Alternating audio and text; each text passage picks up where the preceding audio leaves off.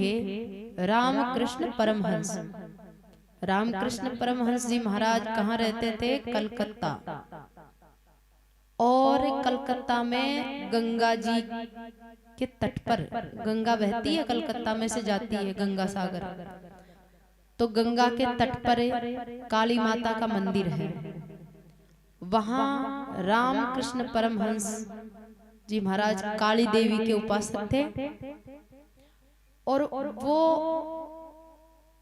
ऐसे भक्त, ऐसे परमहंस, नाम के आगे परमहंस लग रहा है ना। परमहंस का मतलब है जो कण कण में भगवान को देखता है, जानबूझ के देखता नहीं, ऐसी उसकी स्थिति है। एक तो जानबूझ के देखने का प्रयास करने वाला, वो तो साधक हो गया, साधक। और एक सिद्ध, साधक सिद्ध। आध्यात्मिक मार्ग में दो कोटि के लोग होते हैं, साधक और सिद्ध। तो सिद्ध जो होता है ना, जैसे कच्चे चावल है, कच्चे चावल को चूल्हा पर बर्तन में डाल दिया और अग्नि प्रकट कर दी। अब पानी धीरे धीरे गर्म होता जा रहा है और चावल धीरे धीरे पकने की ओर कोशिश कर रहे हैं। पके नहीं है अभी, पकने की कोशिश चल रही है। तो ये तो हो गई साधना और ये चावल हो गए साधक। लेकिन जो भक्ति की, ज्ञान की अग्नि में पक करके जो जीव रूपी चावल पूरा पक गया, वो हो गया सिद्ध। अब पकने के बाद चावल का कोई काम बाकी नहीं रहता है। जब तक नहीं पका तब तक उसका काम, उसकी यात्रा बाकी रहती है। तो सिद्ध जो होते हैं ना, वो कई जन्मों के बाद होते हैं। कृष्ण भगवान ने भी कहा, चतुर्विद्या भजन्ते माम जना सुकृतिनो अर्जुन। आर्थो जिज्ञासु अर्थार्थी ज्ञानी च भर्तृषभ। हे अर्जुन, चार प्रकार के लोग मेरा भजन करते हैं। आर्थ यानी दुखी, दुखी इंसान जो है संसार के दुखों को मिटाने के लिए भजन करता है।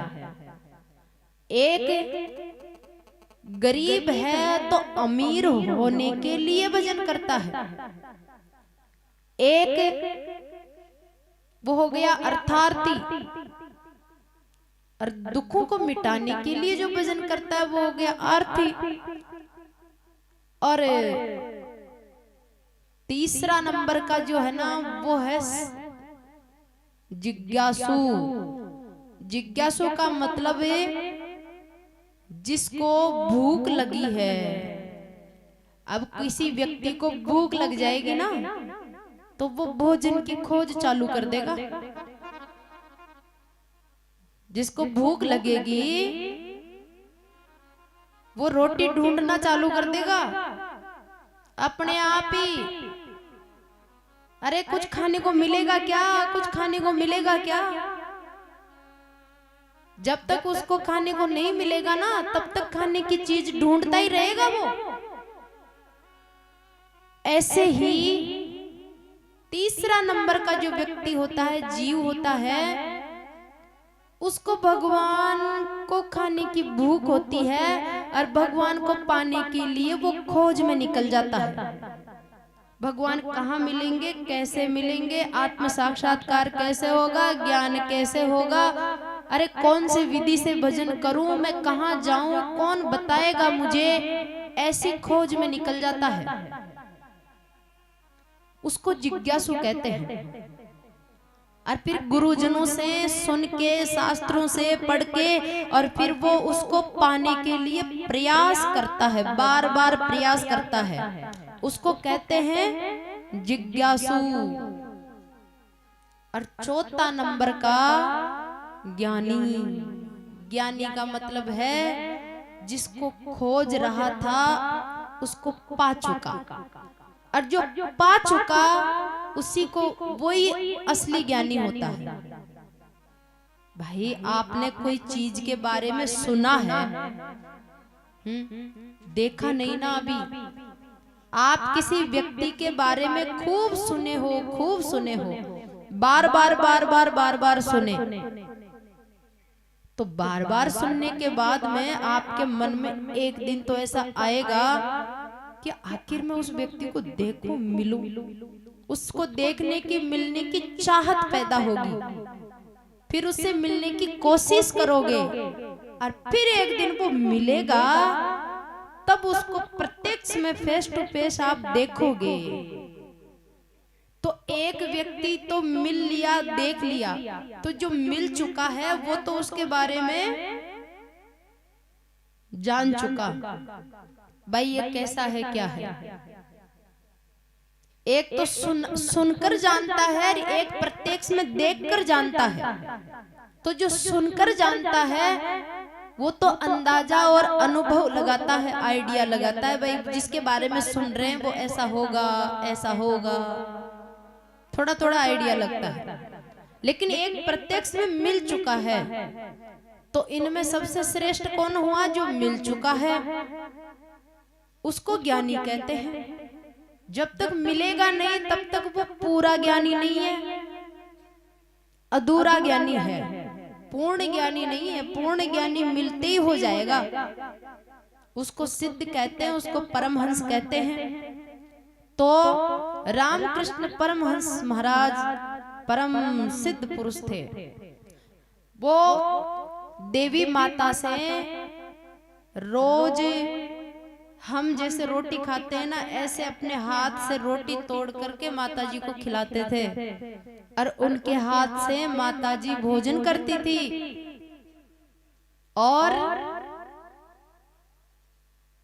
माता जी से बैठे बैठे बातें करते थे। तो उनके शिष्य थे श्री विवेकानंद जी महाराज। तो विवेकानंद जी अवस्था में छोटे थे, लेकिन ईश्वर को पाने की, देखने की भूख जो है ना, वो बहुत हाई लेवल की थी। 5-7 वर्ष की उम्र में ही ईश्वर की खोज शुरू कर दी थी विवेकानंद जी ने। तो विवेकानंद जी कई संतों, कई गुरुओं के पास गए, लेकिन उनकी आत्मा की संतुष्टि नहीं हुई। नाम सुनते सुनते वे कलकत्ता आए रामकृष्ण परमहंस महाराज के पास। वहां आकर उनकी आत्मा भरी, और उनके मन में ऐसा महसूस हुआ कि ये है मेरे गुरु, और ये मुझे जरूर भगवान के दर्शन कराएंगे। तो रामकृष्ण परमहंस के पास विवेकानंद जी रोज आते रहे, कहीं ज्ञान की बातें पूछते रहे। अब विवेकानंद जी देखते मेरे गुरुजी भगवान से प्रत्यक्ष बातें कर रहे हैं, कैसे भोजन खिला रहे हैं। तो उनकी भी भूख बढ़ी, और उन्होंने रामकृष्ण परमहंस के चरण पकड़ के कहा कि गुरुजी, मुझे भी भगवान का प्रत्यक्ष में दर्शन करना जैसे आप करते हो वैसे। गुरुजी ने कहा ऐसे बैठे बैठे भगवान का दर्शन नहीं होगा। कोई दुकान की वस्तु नहीं जो कुछ मूल्य दे करके ले आएंगे और भगवान आ जाएंगे। साधना करो, भजन करो, भूख को बढ़ाओ, साधना को बढ़ाओ। फिर विवेकानंद जी जाते और फिर ज्यादा से ज्यादा जप करते, ध्यान करते, प्राणायाम करते, 3-3, 4-4, 5-5 घंटे, पूरी ताकत लगा दी, तो भी दर्शन नहीं हुआ। फिर गुरुजी के पास आकर रोते, गुरुजी मुझे भगवान के दर्शन नहीं हुए, कब होंगे दर्शन गुरुजी, कब होंगे। गुरुजी के और साधना करो, और साधना करो। फिर साधना करते, एक दिन तो पैर पकड़ करके अपना सिर रख दिया, बोले गुरुजी मुझे भगवान चाहिए, अब मैं भगवान के दर्शन करे बिना मैं नहीं रह सकता। तब रामकृष्ण परमहंस ने विवेकानंद जी का हाथ पकड़ा और पास में गंगा जी की धार बह रही थी, गंगा जी में ले गए। इतने इतने पानी में ले गए अपने शिष्य को, और गुरुजी ने कहा मैं जैसा कह रहा हूं वैसे करना। बोले हाँ। बोले पानी में डुबकी लगा। अब विवेकानंद जी ने डुबकी लगाई तो रामकृष्ण परमहंस ने ऊपर से उसका माथा दबा दिया ऐसे। अब वो थोड़ी देर रहा, 20 सेकंड, 30 सेकंड, 40 सेकंड, दम घुटा तो ऊपर आने की जैसे कोशिश की, गुरुजी ने फिर दबा दिया। फिर वो ऊपर, क्योंकि दम घुट रहा था, श्वास लेने के लिए वो तड़पड़ाए और जैसे अपना सिर उठाए, गुरुजी ने फिर दबा दिया। आखिर में तो उसका इतना दम घुटा, इतनी तड़पड़ाहट बढ़ी कि भाई अब तो प्राण निकल ही जाएगा, अब तो मरना ही है। उस समय फिर गुरुजी ने हाथ उठाया और उनका सिर ऊपर आया। कितनी देर में उनको श्वास आई और घबराए हुए थे, तड़फड़ा रहे थे, रोने लगे। गुरुजी ने कहा भगवान का दर्शन चाहिए? तो भगवान के लिए ऐसी तड़फ जिस दिन हो जाएगी ना, ऐसी तड़फ इतनी तीव्र गति की कि जैसे तूने डुबकी मारी, दम घुटा, तो तेरी आत्मा क्या कह रही थी? मैं श्वास लेऊं, मैं कब श्वास लेऊं, कब श्वास लेऊं, यही कह रही थी ना आत्मा। अगर मुझे श्वास नहीं आई तो मैं मर जाऊंगा। ऐसी तड़प और ऐसी भूख जिस दिन भगवान के लिए बढ़ जाएगी, उस दिन जैसे मैं बातें करता हूं भगवान से, वैसे तू भी करेगा। तो दोष भगवान को नहीं देना बेटा, अपनी साधना बढ़ाओ, भक्ति को बढ़ाओ, तप करो। तो इस प्रकार से सत्य परम, भगवान बिना सत्य के नहीं पाया जा सकता। हमारी चाहत में कितनी सच्चाई है, उसके अकॉर्डिंग ही उसकी प्राप्ति होती है। त्रिसत्यम, संसार 3 प्रकार का है, सत रज तम। ये जो जागृति, स्वप्न, सुषुप्ति 3 अवस्था है ना संसार की, या तो जागता है या सोता है या सपना देखता है। चौथी अवस्था तो समाधि वालों की होती है, जो समाधि सिद्ध पुरुषों को लगती है। बाकी इस 3 चक्र में घूमते हैं सब, या जाग रहे हैं या सो रहे हैं या सपना देख रहे हैं, त्रिरंग चलता रहता है। तो भगवान सब जगह रहते हैं, लेकिन सब जगह रहते हुए भी वो वहां रहते हैं। सब जगह रहते हुए भी सब जगह नहीं रहते हैं, वहां रहते हैं जहां उसकी चाहत है। भगवान राम जब वन में गए तो सबसे पहले निषाद राज मिले, उसके बाद भरद्वाज मुनि के आश्रम पर गए, उसके बाद वाल्मीकि जी मिले, वाल्मीकि ऋषि। तो वाल्मीकि ऋषि से कहने लगे राम जी कि हे महामुनि, आप बताओ मैं कहाँ रहूं, मैं कहाँ रहूं। तो वाल्मीकि जी को हंसी आई कि पहले तो ये बताओ कि ऐसी कौन सी जगह है जहां आप नहीं हो। नहीं, कब वैसे तो हुई मैं, लेकिन वैसे मैं कहाँ रहूं, मेरे रहने की जगह बताओ आप। तो वाल्मीकि जी ने कहा कि जिनके कान आपकी महिमा को सुनने के लिए, जिसके कान समुद्र के जितने बड़े हो गए हो, यानी जिसके कानों में समुद्र जितनी क्षमता आ गई हो, उस इंसान के हृदय में आप रहो।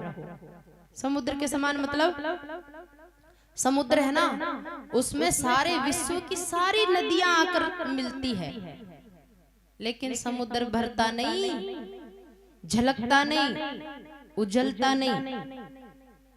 कितनी क्षमता है उसकी। ऐसे ही जो थोड़ी सी माला जप लिया, थोड़ा ध्यान कर लिया और थोड़ी 1-2 बार सत्संग सुन करके जो जिसका नाडा भर गया, वहां भगवान नहीं आते। तो भगवान को जितना सुनता है उतनी ही भूख जिसको बढ़ती है ना, उसके हृदय में भगवान विराजमान होते हैं। और महाराज, जिसकी आंखें, एक पक्षी होता है चातक, वो चातक पक्षी नाडा का, तालाब का, ये धरती का पानी नहीं पीता। चातक पक्षी कौन सा पानी पीता है? जब बरसात होती है ना, तब वो डायरेक्ट ऊपर मुंह करके बारिश का पानी पीता है। अगर बारिश नहीं हुई तो वो प्यासा ही रहता है और बारिश की बाट देखता रहता है, तड़पता रहता है, बारिश की बाट देखता है।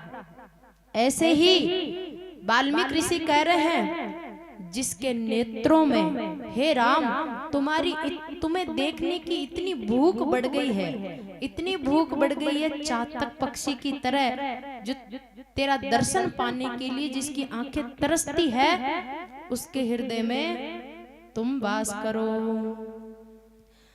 जिनके श्रवण समुद्र समान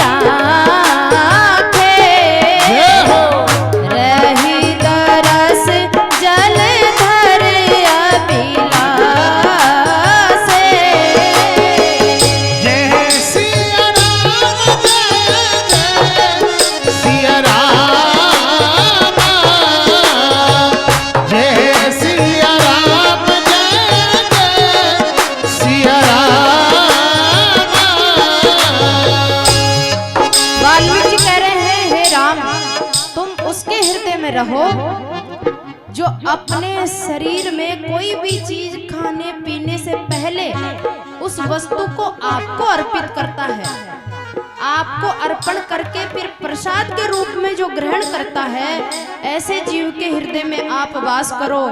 जिसका हाथ आपकी सेवा करने में रुचि लेता है, जिसके चरण आपके तीर्थ जाने में, सत्संग में जाने में, आपका दर्शन जाने में रुचि रखता है, ऐसे जीव के हृदय में आप वास करो। तुम ही निवेदित भोजन कर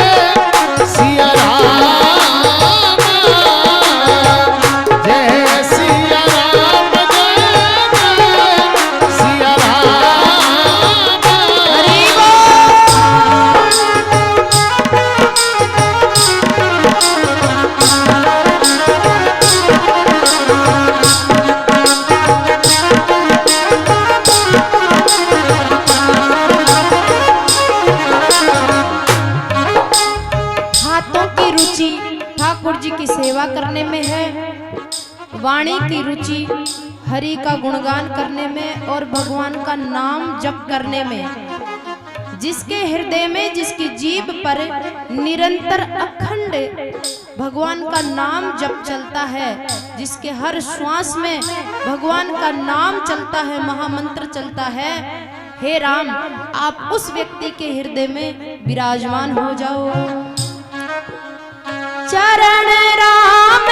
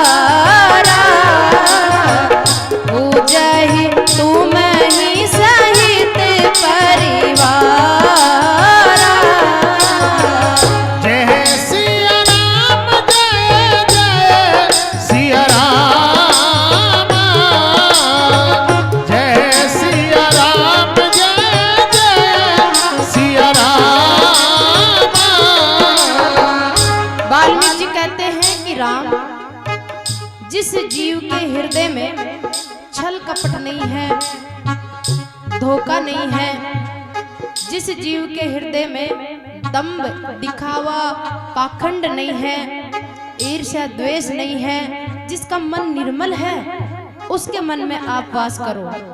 जिनके कपट दंभ नहीं माया, तिनके हृदय बसो रघुराया।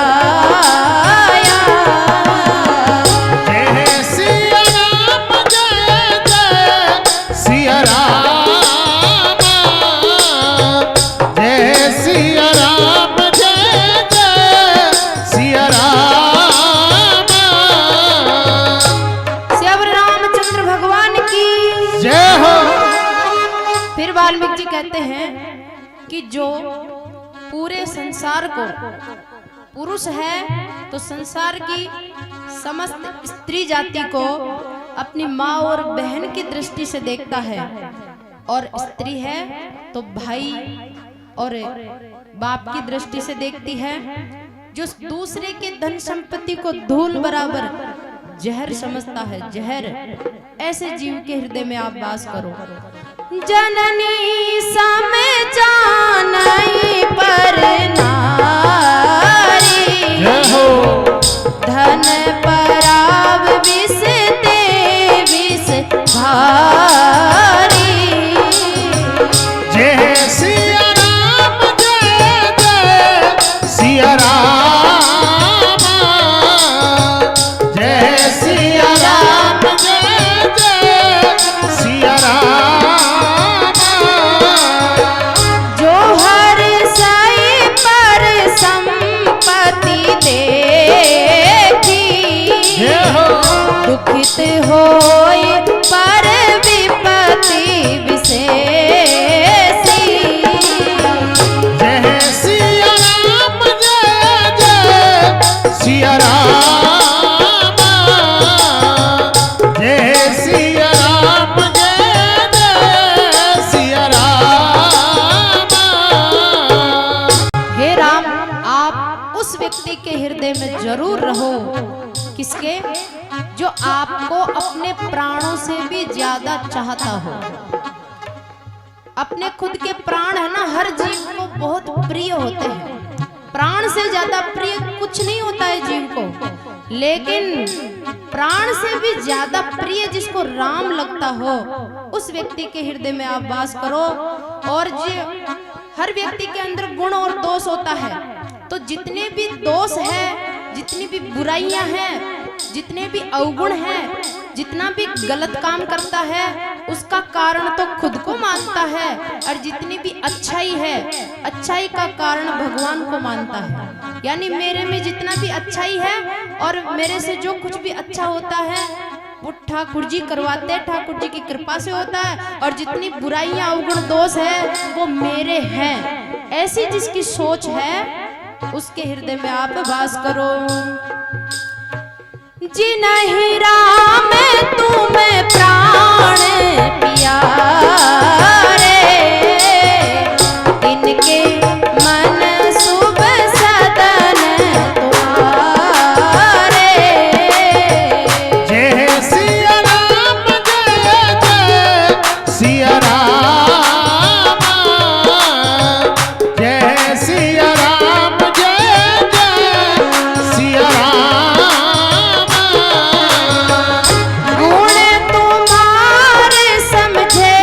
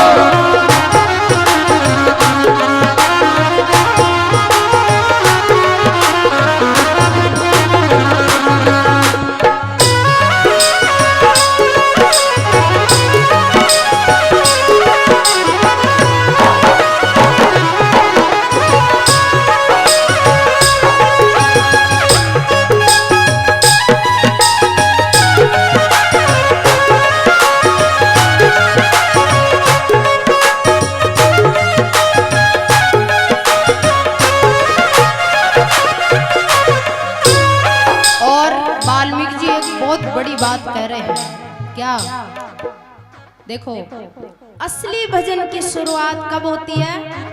जब जीव को ये समझ में आ जाए कि मैं एक आत्मा हूं, मैं शरीर नहीं हूं। इसलिए मेरी आत्मा की न जाति है, न पाति है, न धर्म है।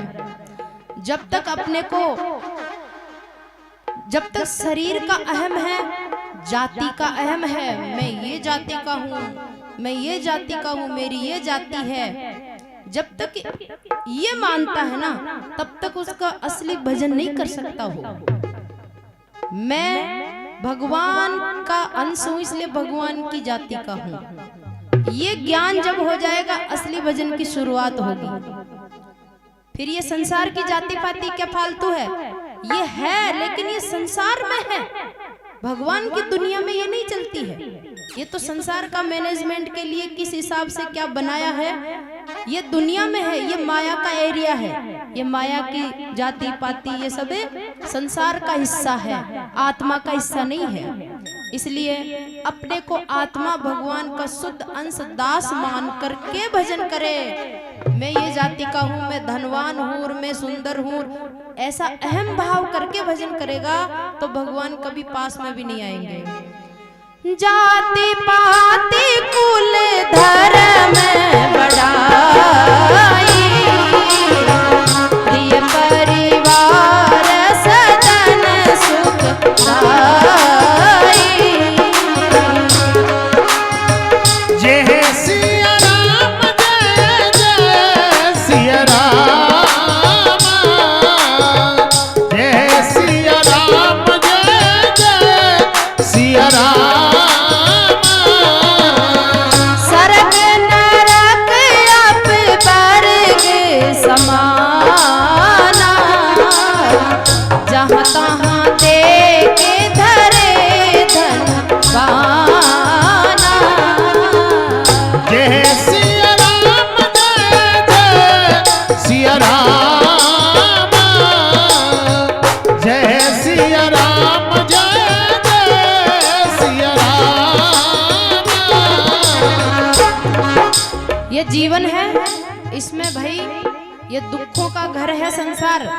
यहाँ बड़े बड़े तकलीफें भी आएंगी, दुख आएंगे, संकट आएंगे, विघ्न बाधाएं आएगी, यहाँ अनुकूलता भी आएगी और यहाँ प्रतिकूलता भी आएगी। यहाँ नरक जैसी स्थिति भी आएगी जीवन में और स्वर्ग जैसी स्थिति भी आएगी। तो वाल्मीकि जी कह रहे हैं कि जो नरक जैसी स्थिति में भी और स्वर्ग जैसी स्थिति में भी, दोनों ही परिस्थितियों में जो राम को ही देखता है, ऐसे व्यक्ति के हृदय में आप वास करो। और अभी आप मुझे पूछ रहे हो व्यवहारिक दृष्टि से, तो महाराज आपके लिए चित्रकूट सबसे बढ़िया रहेगा। चित्रकूट में कुटिया बनाओ।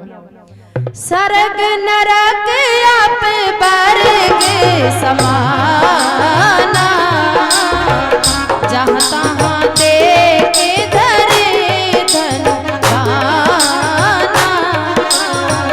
जय सिया राम, जय जय सिया राम, जय सिया राम, जय जय सिया राम। चित्रकूट गिरि करऊ निवासा, ताहाँ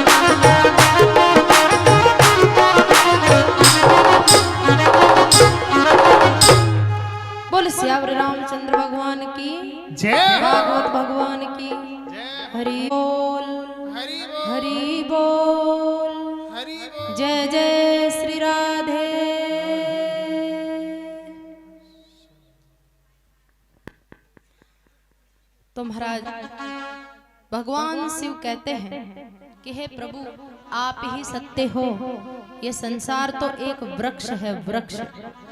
कैसा? बोले ये संसार एक वृक्ष है, इसमें दो फल लगते हैं, सुख और दुख। इस संसार रूपी वृक्ष की तीन जड़ें हैं, सत्य रज और तम।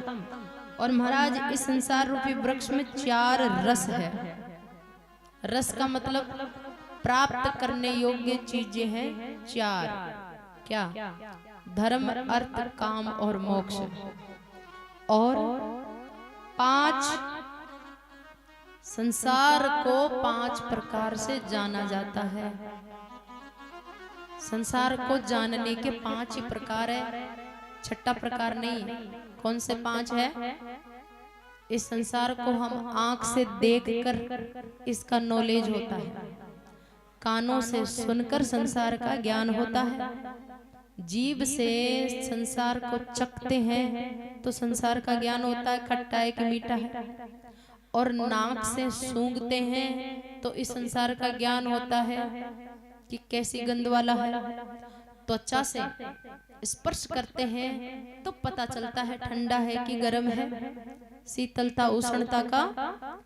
तो ये पांच प्रकार से संसार को जाना जाता है। और इस संसार की 6 अवस्थाएं हैं। 6 अवस्थाएं कौन सी है? ये संसार पैदा होता है, फिर कुछ समय तक रहता है, और फिर पैदा हुआ, रहा, बड़ा, पहले छोटा फिर बड़ा हुआ, फिर इसमें बदलाव आया, और फिर ये घटने लगा, और फिर एक दिन नष्ट हो गया। जैसे हमारा शरीर एक दिन पैदा हुआ, फिर ये पैदा होने से लेकर मौत तक कुछ समय तक रहेगा। फिर ये छोटा था तो बड़ा हुआ, इसमें बदलाव भी आया, मोटा भी हुआ, फिर पतला हुआ, वापस क्षीण हुआ, और एक दिन ये मर जाएगा, नष्ट हो जाएगा। संसार का 6 प्रकार का स्वभाव है। ये शरीर रूपी संसार 7 धातु से बना हुआ है। कौन सी धातु है? रस है, खून है, मांस है, मेद है, मज्जा है, हड्डी है और शुक्राणु है। 7 प्रकार के मसाले से शरीर बना है। अब महाराज 8 इसकी शाखाएं हैं। पृथ्वी, जल, अग्नि, वायु, आकाश, मन, बुद्धि, चित्त, ये 8 शाखाएं हैं। इस संसार रूपी वृक्ष के 9 छेद भी हैं। और महाराज 10 इसमें पत्ते लगे। पत्ते यानी हमारे शरीर में 10 प्राण हैं। प्राण तो एक ही है, पर वो अलग अलग जगह काम करने के कारण उसके अलग अलग नाम हो जाते हैं। जैसे एक प्राण हृदय में रहता है, एक प्राण नाभि में रहता है, एक प्राण नाभि से नीचे 4 अंगुल नीचे रह करके उसको अपान वायु बोलते हैं, और जो नाभि में रहता है उसको समान वायु बोलते हैं। और इसी प्रकार से एक उदान है जो ब्लड को पूरे शरीर में ले जाता है। एक व्यान है जो पूरे शरीर का, सब धातुओं का, ब्लड का, सबका बैलेंस रखता है। इसी प्रकार से कृकल है, धनंजय है, देवदत्त है। ये 10 प्राण हैं जो शरीर में अलग अलग जगह अलग अलग कार्य करते हैं। ये 10 प्राण है ना, इस शरीर रूपी पेड़ के पत्ते हैं। अब पत्ते जितने हरे भरे और ताजा रहते हैं ना, वो पेड़ उतना ही सुंदर लगता है, और वो पेड़ उतना ही स्वस्थ रहता है। आप किसी पेड़ के सारे पत्ते तोड़ दोगे ना, तो वो पेड़ आधा मर जाएगा, मर ही जाएगा, समझो मुर्दा की तरह खड़ा रहेगा। तो शरीर में जो प्राण शक्ति है वो बहुत ही महत्वपूर्ण है, बहुत। इस शरीर में अगर कोई चीज महत्वपूर्ण है तो वो प्राण है, प्राण। और प्राण के अंदर मन रहता है। मन कहाँ रहता है? प्राण के अंदर। और मन के अंदर बुद्धि रहती है, बुद्धि के अंदर चित्त रहता है, और महाराज चित्त के अंदर आत्मा रहती है। तो आत्मा बहुत ऊंडी है, बहुत गहरी है। अब हम न तो मन को जानते हैं, न इंद्रियों को जानते हैं, न बुद्धि को जानते हैं, न चित्त को जानते हैं, तो उनके अंदर रहने वाली सूक्ष्म आत्मा को कहां से जानेंगे? और आत्मा के अंदर भगवान रहते हैं, बहुत गहरी चीजें हैं। तो फिर कह रहे हैं कि इसीलिए आप किसी को दिखाई नहीं देते, लेकिन जिनका चित्त शुद्ध हो जाता है उनको वो आपको देख पाते हैं। तो भगवान ने अवतार लिया, अवतार उतरे हैं, पैदा नहीं हुए, उतरे हैं। उतरने वाला पैदा नहीं होता है। कृष्ण भगवान का शरीर हमारे शरीर की तरह 9 महीने माँ के पेट में निर्माण नहीं हुआ उनके शरीर का। वो ज्योतिर्मय है, चिदानंदमय है, सदा सदा ही रहता है। तो इसलिए वो पूजनीय है, वंदनीय, स्मरणीय है, आदरणीय है, वो परम पवित्र है। उनका सुमिरन से ही पाप का नाश होता है। इसलिए वो भगवान है, इसलिए हम उनकी कथा सुन रहे हैं। अब महाराज कृष्ण भगवान का जन्म हुआ तो भगवान पहुंच गए गोकुल, और गोकुल में योग माया ने लाली के रूप में अवतार लिया, और लाली आ गई मथुरा। वसुदेव जी जैसे ही लाली को मथुरा लाए और सारे पहरेदार जग गए, और कंस को सूचना पहुंची तो कंस दौड़ा दौड़ा आया और देवकी वसुदेव की गोदी में से लाली को छीन कर ले गया, और ले जाकर के एक चट्टान के ऊपर पटका। कंस लाली के दोनों पैर पकड़ करके चट्टान के ऊपर जैसे ही मारने लगा, तो लाली तो कंस के हाथ में से छूट करके आकाश में उड़ गई, और आकाश में उड़ करके अष्टभुजा दुर्गा का रूप धारण कर लिया। बोल दुर्गा माता की, उमापति महादेव की, हरि बोल, हरि बोल, हरि बोल, हरि बोल, हरि बोल। जय जय श्री राधे। लाली अष्टभुजा देवी का रूप धारण करके कंस के सामने आकाश में खड़ी होकर गरजने लगी, और देवी माता कहने लगी कि किमया हतया मंद जात खलु तवांत कृत, यत्र क्वेवा पुर शत्रुर्मा हिंसी है कृपणान वृथा। देवी कंस से क्या कह रही है कि अरे मूर्ख कंस, तू मूर्ख है। किसने कह दिया तू सूरवीर है? तू तो बहुत कायर है, छोटे छोटे बच्चों से डरता है। देवकी के 6 बच्चों को मार दिया तूने, तू सूरवीर थोड़ी है, तू कायर है, कायर।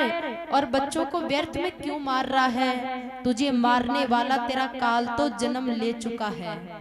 कंस का तो मुंह खुला ही रह गया, हाथ ऐसे कैसे रह गए, और कंस कहने लगा ल्यो, देवताओं ने तो, आकाशवाणी ने तो कहा था कि देवकी का 8वां बालक काल होगा, और ये 8वां बालक नहीं बालिका है, और ये भी आकाश में उड़ गई, और ये भी कह रही है कि तुम्हारा काल कहीं जन्म गया।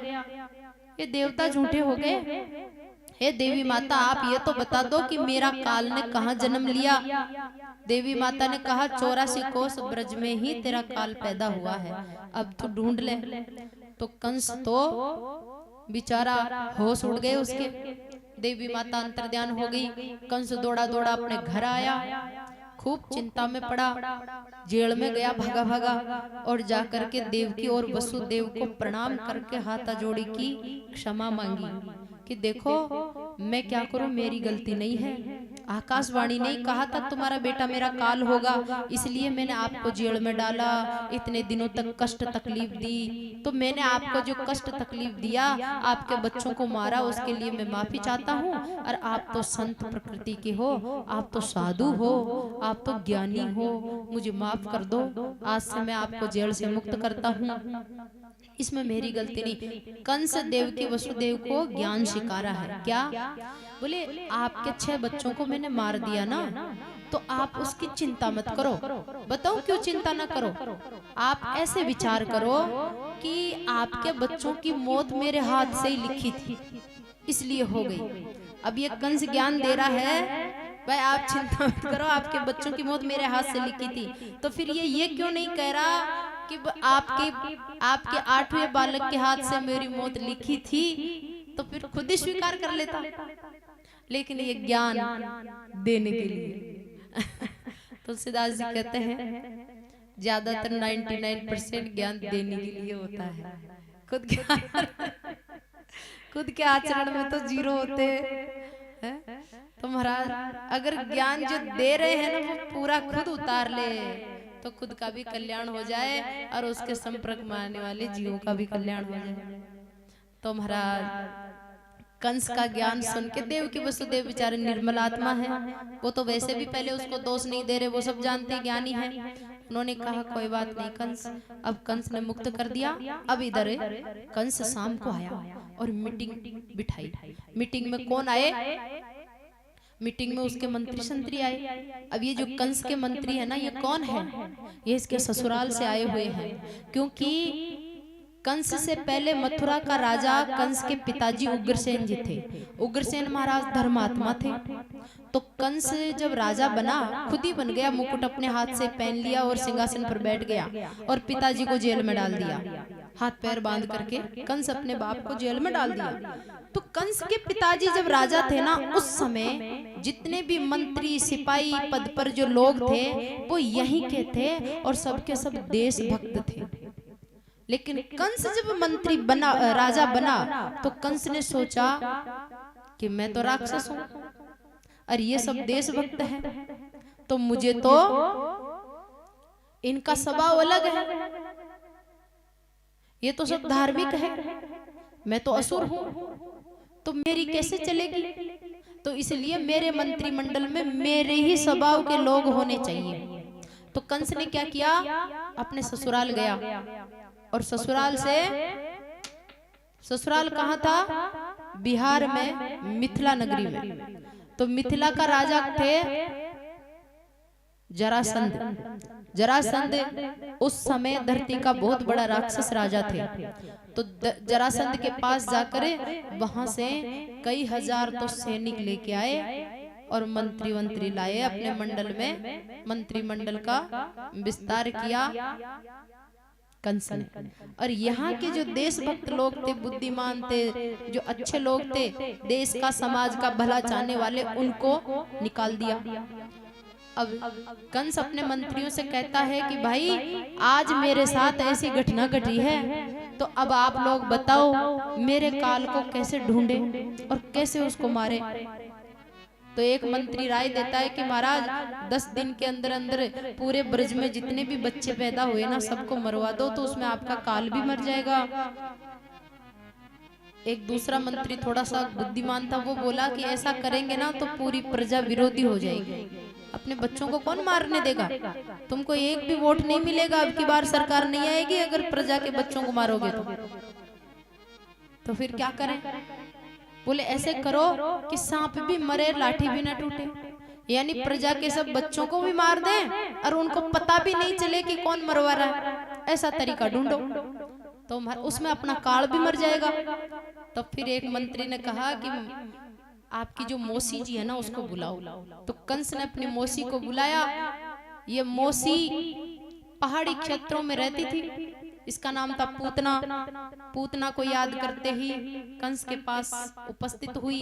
कंस ने पूतना को आदेश दिया कि मौसी जी, जिंदगी में पहली बार आपसे काम पड़ा है, आपको करना ही पड़ेगा। पूतना बोली कि जो आदेश जो कहेगा वो करूंगी, तू तो मेरा लाडला भांजा है, भांजा का काम नहीं किया तो फिर किसका करूंगी? बोले क्या काम करना है? तो मौसी जी ऐसा मेरा काल पैदा हुआ है और उस काल को मारना है, नहीं तो वो बड़ा हो गया तो फिर बस का ही नहीं रहेगा। तो पूतना सुंदर एक लक्ष्मी का, देवी का स्वरूप धारण करती है और महाराज सबसे पहले गोकुल जाती है। गोकुल क्यों गई? जाना तो उसको और भी गांवों में था, घर घर में जाकर सब बच्चों को मारना का प्लान था कंस का और पूतना का, लेकिन गोकुल में सबसे पहले गई और सबसे पहले नंद बाबा के घर गई। क्यों? क्योंकि कंस ने पता लगाया कि नंद बाबा के जो लाला हुआ है ना, वो अष्टमी की रात को 12 बजे हुआ है, और वसुदेव की लाली हुई वो भी अष्टमी की रात को 12 बजे हुई। और ये वसुदेव जी और नंद बाबा दोनों मित्र है खास। तो यहाँ थोड़ी गड़बड़ लग रही है। 50% शक हो गया कंस को, भाई या तो कोई ट्रांसफर हुए इधर उधर, अदला बदली हुई है, या फिर हो सके कि मेरा जो काल वसुदेव के घर आने वाला था वो नंद के घर चला गया हो, तो पहले नंबर उसी बालक का लेना है। पूतना बोली जो आदेश। पूतना आई सुंदर गोपी का लक्ष्मी जैसा सुंदर रूप धारण करके गोपियों के झुंड में शामिल हुई और गीत गाती गाती नाचती नाचती कीर्तन करती करती नंद बाबा के घर पहुंच गई। अब नंद बाबा के घर यशोदा मैया ने देखा पूतना को, तो यशोदा मैया बड़ी प्रसन्न हो गई और कहने लगी, ओहो मेरा लाला कितना भाग्यशाली है, देखो आज मेरे घर में देवी देवता ही उतरने लग गए। हे देवी आप कहाँ से आई हो? पूतना कहने लगी, मैं तो पहाड़ों में तपस्या करती हूँ, मेरे पास बहुत बहुत बड़ी बड़ी शक्तियां हैं। अगर मैया यशोदा अगर तेरे लाला को तू मेरी गोदी में दे देगी ना एक बार, तो फिर तेरे लाला को ऐसा आशीर्वाद दूंगी, कभी बुखार नहीं आएगी, कभी छींक भी नहीं आएगी, कभी रोएगा भी नहीं। यशोदा मैया बोली, बाई पूछबा की कहीं जरूरत और लालो था की कृपा से ही और था कोई जय, खूब गोदी लो, खूब लाड करो, खूब आशीर्वाद दो। तो यशोदा मैया लाला का पालना ने पूतना के कन्न मेल और निर्भय होकर के अपना काम करने लगी और पूतना बड़ी प्रसन्न हो गई। अब पूतना जैसे कृष्ण भगवान को लेने के लिए हाथ बढ़ाई तो कृष्ण भगवान पूतना को अपनी तरफ आते हुए देखा तो ठाकुर जी आंखें बंद कर लिए। अब यहाँ अलग अलग महापुरुषों के अलग अलग विचार है कि भगवान ने आंखें बंद क्यों की। तो कहते हैं कि पूतना मुंह में राम बगल में छुरी थी, यानी पूतना की नीति अच्छी नहीं है। पूतना आई है, रंग रूप तो अच्छा बना के आई है और मन उसका काला है, बाहर अमृत अंदर जहर। तो ठाकुर जी ने सोचा कि ऐसे कपटी छल कपट पापी पाप रखने वाले व्यक्ति का तो मुंह नहीं देखना चाहिए, आंखें ही बंद कर लो।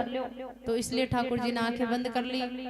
कृष्ण भगवान ने आंखें इसलिए भी बंद कर ली कि सूर्य और जो चंद्रमा है वो विराट भगवान की आंखें हैं। तो मानो ये सूर्य और चंद्रमा भगवान से कह रहे हैं कि हे भगवान, अब ये पूतना आपके पास आ गई तो आप इसको कोई न कोई लोक तो दोगे, तो इसको हमारे लोक में मत भेज देना, हम तो पहले दरवाजा बंद कर देते हैं। इसलिए दरवाजा बंद कर दिए। और महाराज कृष्ण भगवान की आंखें पूतना को देखकर इसलिए भी बंद हुई कि भगवान देखना चाहते थे कि आखिर में इस जीव ने पूर्व जन्म में ऐसा कौन सा पुण्य किया है जो आज ये भगवान को लेने के लिए आगे बढ़ रही है। ऐसा सौभाग्य तो किसी का नहीं होता। देखो तो सही इसका पुण्य। तो भगवान ने आंखें बंद की और पूर्व जन्म का उसका पुण्य देखा। तो पूतना पूर्व जन्म में कौन थी? राजा बलि की बेटी थी, रत्नावती नाम था। भगवान श्री हरि जब वामन अवतार लेकर के राजा बलि के दर पर गए थे तो बलि भी वहीं खड़े थे, उसकी बेटी भी वहीं खड़ी थी। तो बेटी ने जब देखा वामन भगवान को तो देखकर उसके हृदय में ऐसा भाव आया कि ये बालक कितना सुंदर है, अगर खास ये मेरा बेटा होता तो मैं इसको खूब गोदी में खिलाती और दूध पिलाती। तो वो भाव देखो, ये जीव भगवान के लिए जो भाव करता है ना वो अमर हो जाता है। भगवान के लिए जो इच्छा करता है ना वो इच्छा अमर हो जाती है और उस इच्छा का फल भी अमर मिलता है। भगवान को छोड़ करके जितनी भी इच्छाएं की जाती है वो सब नाशवान होती है, वो फल भी नाशवान होते हैं। भगवान के लिए की गई इच्छा ही भक्ति है, भगवान के लिए की गई इच्छा ही भक्ति है। तो पूतना ने भगवान के लिए इच्छा की थी और महाराज वो इच्छा अमर हो गई और उसी इच्छा का फल देने के लिए आज पूतना का नंबर आया मोक्ष का। ठाकुर जी ने इसलिए भी आंखें बंद कर ली कि ये पूतना मुझे जहर पिलाने आई है और मैं तो अभी 6 दिन का बच्चा ही हूँ। कृष्ण भगवान 6 दिन के ही थे, वो राक्षसी मारने गई तब, तो मैं अभी 6 दिन का हूँ। मैं तो यहाँ गोकुल में माखन मिश्री खाने आया हूँ और ये मौसी जी मुझे जहर पिलाने आ गई। जहर पीने की मेरी आदत नहीं है, जहर पीने की आदत तो शंकर भगवान की है। तो कन्हैया ने आंखें बंद करके शंकर भगवान को फोन लगाया, महादेव नीलकंठ आओ पधारो और ये जहर को आप स्वीकार करो और दूध मेरे लिए छोड़ देना। अपन तो दूध पीने वाले, माखन खाने वाले, तो इसलिए आंखें बंद कर दी। अब पूतना जैसे कृष्ण भगवान को पालना से उठाई और अपने स्तनों में जहर लगा के गई थी, तो कृष्ण भगवान को दूध पिलाने लगी। तो वो सोची थी कि पहले जहर ही तो मुंह में आएगा, मर जाएगा, और मैं कंस महाराज को बधाई दूंगी, शुभ सूचना दूंगी, कंस महाराज मुझे गिफ्ट देंगे, उपहार देंगे। ठाकुर जी ने पहले जहर को पी गए, फिर दूध पिया और फिर प्राण पीने लगे। और जैसे ही पूतना का प्राण भगवान खींचने लगे तो पूतना घबराई। अब पूतना दोनों हाथों से कृष्ण भगवान को हटाने लगी। अरे छोड़ दे छोड़ दे छोड़ दे, बस बस बस। अब वो जितनी हटावे उतनो ही चीट जावे। 6 दिन का इतने से ठाकुर जी थे, ऐसे लग रहे थे जैसे कोई नीला कमल है, छोटे से घुंघराले बाल, मोटी मोटी आंखें हैं, सुंदर छोटे छोटे हाथ पैर। पूतना के पकड़ लिया जकड़ के, अब वो दोनों हाथ लगा रही है, पूरा पावर लगा रही है, पर कृष्ण भगवान छोड़ ही नहीं रहे हैं। अब महाराज पूतना सोची कि ये तो मरेंगे, पक्का मरेंगे, ये तो प्राण निकलेगा, ये नहीं छोड़ेगा। तो उसके प्राण दम घुटने लगा, तो वो उसने असली रूप में आई, राक्षसी का रूप धारण किया। और वो सोची कि चलो मरना तो है, पर मरते मरते कंस को काम तो करा, तो इसको भले ही ये मेरे से नहीं मरा, लेकिन इसको ले जा करके सौंप तो दूं। भाई ये है तेरा काल, अब तो जो करना है कर। तो पूतना, कृष्ण भगवान तो लगे हुए थे और पूतना उड़ान भरी, नंद बाबा के घर से उड़ान भरी और इतना बड़ा रूप बनाया, कई मील का रूप बना लिया। जादूगरनी थी ना, तांत्रिक थी, तांत्रिक सिद्धियां थी बड़ी बड़ी उसके पास। और महाराज ऐसा बड़ा सारा रूप बना करके आकाश मार्ग से उड़ान भर के और मथुरा की तरफ जाने लगी। कृष्ण भगवान अभी भी उसको छोड़ नहीं रहे हैं। और जैसे ही ब्रज की सीमा को पार करने लगी तो वहां कंस का एक बगीचा आया बड़ा, उसमें फल फ्रूट से वो बगीचा के पेड़ पौधे भरे थे, सुंदर सुंदर फल लगे थे, मीठे मीठे। कृष्ण भगवान पूतना को ले जाकर उस बगीचा के ऊपर ले जाकर के जैसे गला दबाया, बटन दबाया और पूतना स्वाहा हुई। और उसका वो बड़ा भारी जो शरीर था ना, वो आके पड़ा उस बगीचे में, धड़ा।